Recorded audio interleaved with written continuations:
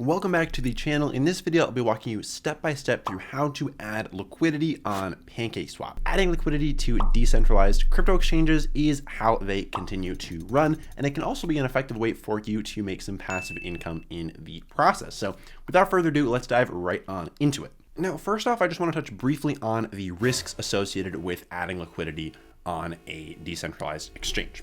The largest of which is going to be impermanent loss. So basically, when you're adding liquidity to a crypto exchange, very simply what you're doing is you're contributing two different cryptos to that exchange to what is called a liquidity pool. And if the value of those cryptos relative to one another changes, then there is the risk of what is called impermanent loss, which can essentially allow you to lose profit over time. Now, to hopefully more than compensate for that, you're also going to be earning from the fees that other people pay to use the platform. So ideally, you're making more in those fees than you are losing from impermanent loss. But again, you have to just keep this in mind. And realistically, before you do this, you should learn a bit more about impermanent loss and how that works, because it's a bit beyond the scope of this video. But if you're just ready to go and start adding liquidity, let's go through exactly how to do that right now. So the first thing you're going to need to do is have a MetaMask account with some BNB tokens in it. If you don't know how to do that, we've got a video right up here that'll show you exactly how to do that step by step. But I'm going to assume at this point that you have already done that. You have a MetaMask wallet up here that has some BNB tokens in it. Now, what you're going to need to do first is to acquire another crypto, okay? Because with adding liquidity, like I said, you're adding two different cryptos to a liquidity pool. So the most popular way to do this on PancakeSwap is to buy some cake tokens, which is the PancakeSwap token. So we'll go over here to exchange, and we're just going to buy one cake token.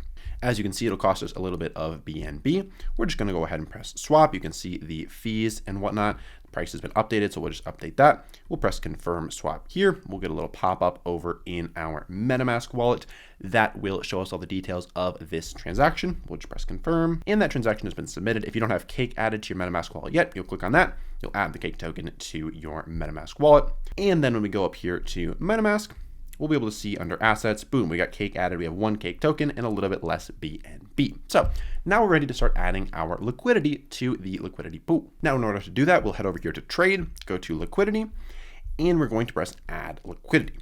So we'll select our two cryptocurrencies here. First will be BNB.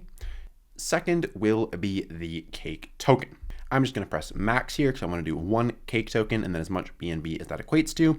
As you can see, here are the current prices and the share of pool that we will be making up. So we're making up a very small percentage of the pool because we're only adding one cake token and a very small amount of BNB. From here, we'll press enable cake.